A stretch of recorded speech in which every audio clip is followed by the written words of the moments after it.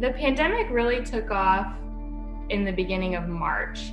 And at that point, I still had 2 months left in my pregnancy. And there were a lot of unknowns. There were a lot of things that even our physicians didn't know at this point about the virus itself or how it impacts different people, pregnant women and babies included. And so we were really scared in the beginning. We just didn't know what to expect. There's a lot of uncertainty. We didn't have a whole lot of knowledge, especially in pregnant women. I mean, there was just not a lot of studies or anything that had come out. And so that was nerve-wracking, just the fear of the unknown, really.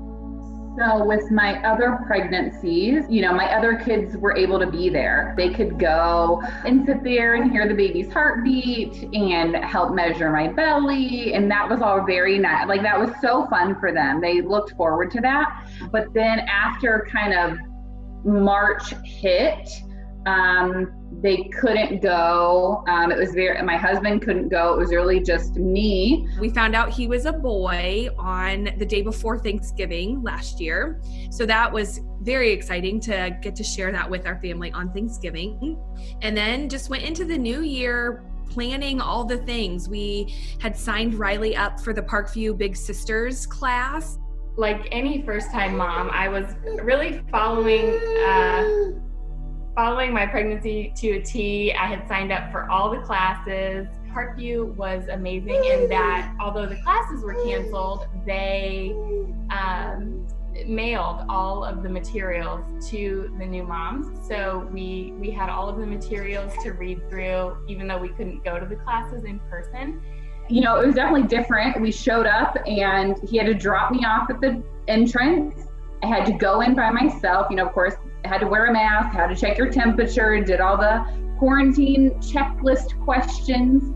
And they wouldn't let my husband come back in until they knew I was in labor and I wasn't going to be leaving. So he had to sit and kind of wait in the car to get the okay to kind of come in.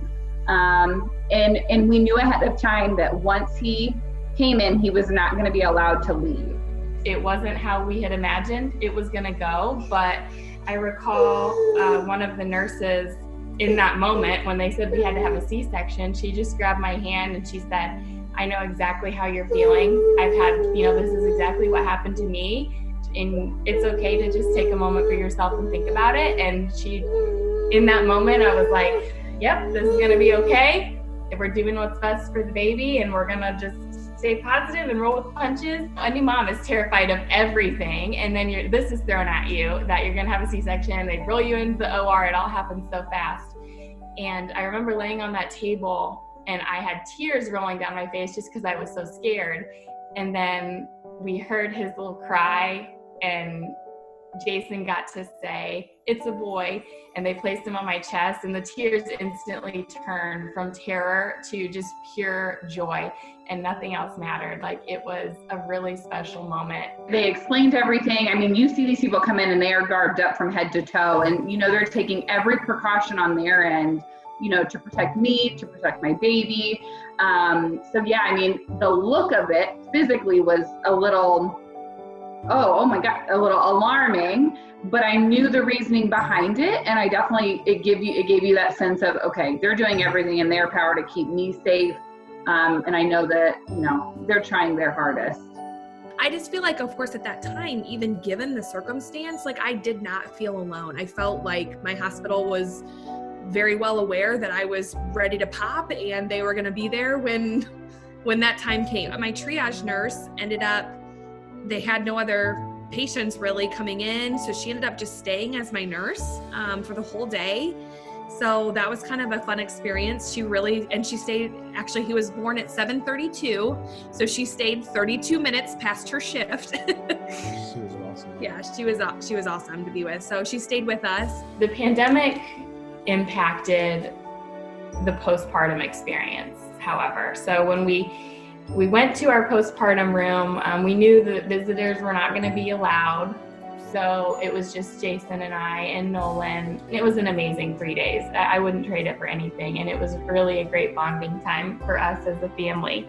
I do remember thinking like that night when it was just him and I, and no grandmas were coming running in to come meet their grandson for the first time. Like that was just going to be something that was just different. And of course he would never remember that. But just kind of trying to realize you have to share him over a screen for that night with my twin sister who was waiting very patiently to see him. And just a little different on that aspect. You know, usually you're in the hospital for about 48 hours after you have a vaginal delivery, and we were there for 24 and we were home. That was surreal to me to be able to be in and out so quickly.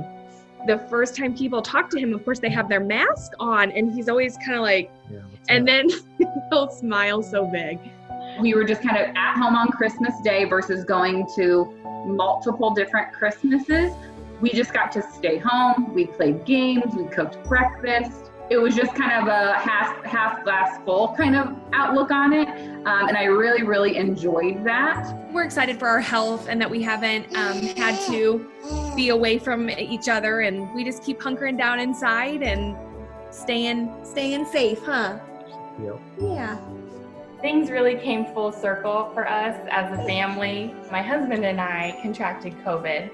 And you think about everything we've been through this year, and we're just feeling incredibly grateful and thankful for our health and thankful to have each other, because that's what matters most.